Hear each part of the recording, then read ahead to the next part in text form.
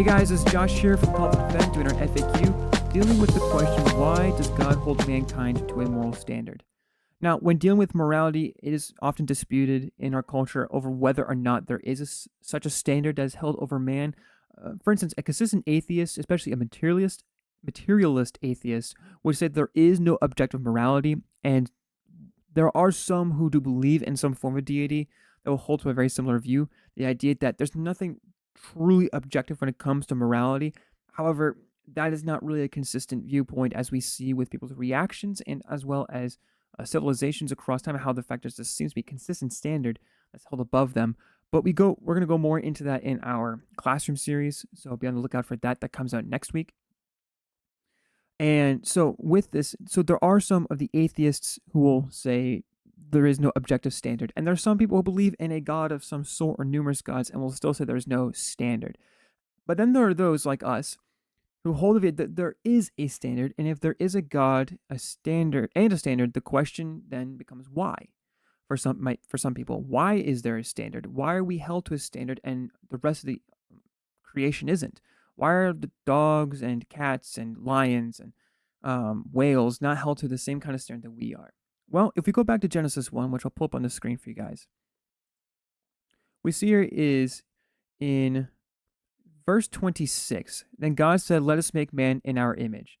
And if you haven't checked out our image series yet, I recommend you go check that out in that conversation with Josiah. But we're going to be going past this and going more over to after our likeness. So let us make man in our image after our likeness. And he goes on to describe, let him have dominion over the fish in the sea. And then later on, he talks about being fruitful and multiply. And chapter 2, it talks about the idea of cultivating. And there's other areas as well. These are just three describing factors of it. But if we go to the word likeness, we see that if we define it more properly, likeness is that which has similarity or comparison. So, by the way, this is Dictionary of Biblical Language with Semantic Domains. This is the Hebrew Old Testament variation. I prefer this over something like Strong's. I think Strong's is a great concordance tool, and it is a great tool for finding translations.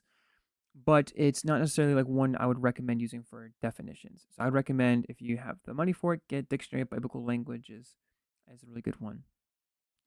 Now, Michael Heiser would point out that let us make man, this word in here could be also used as our image. So let's make man as our image after our likeness. So if we were to take this idea that we were created in God's image as his imagers with the idea of being in his likeness, which means similarity, well, then let's talk about briefly the implications of that. So this likeness or similarity deals with the attributes of God. We saw the domain, which deals with ruling, as God rules over all creation. He created us to rule with him. Now, of course, he rules over us, and we still fall under his authority, and we submit to him, but we're created to rule on the earth and to partake in the ruling. You then have the being fruitful and multiply, and in the Old Testament mindset, this would involve, being fruitful would be thought of as creating. That when you gave birth, it was giving birth to a creation. And so therefore, you'd be partaking in creation. And we see that even today with music and arts and literature and all these things where the people creating ideas and presenting them and sharing them in different ways, and literal things and in story things. But then we also have the idea of cultivating, which deals with the concept of God who worked for those 6 days of creation. We then have man who is created to work.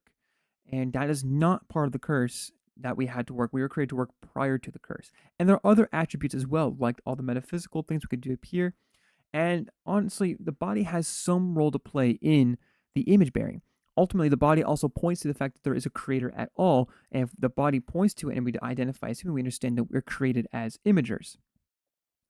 So then, if we're created to be like God, that means that we should also understand that we're created to be like God in our behaviors.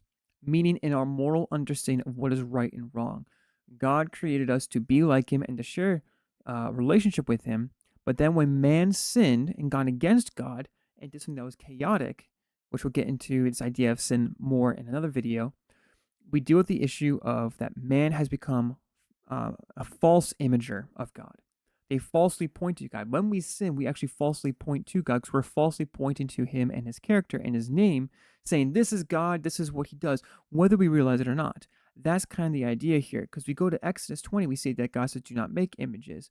And it's talk about the idea of don't making images for worship, and this applies to making images for him and for other gods.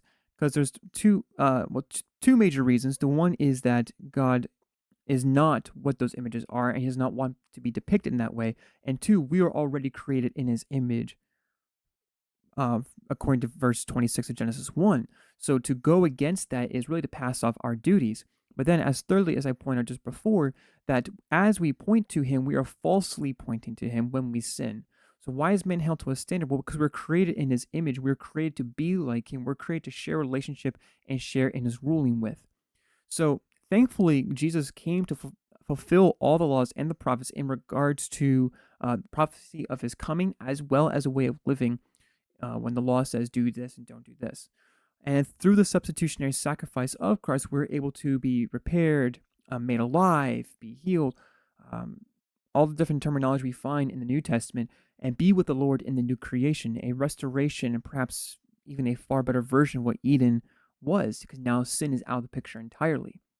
So why is man held to a standard? We're held to a standard because we're supposed to behave in character with the character of God.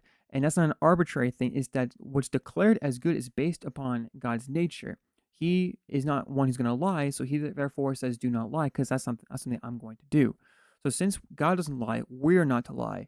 And so because we lie, we're going against his nature, and therefore we're acting falsely in accordance to who he is. And that's the really kind of like the short answer to why man is held to a standard. And I wanted to keep this video a bit on the shorter side for you guys, so I hope this was helpful and that you find this useful for your further studies of Scripture.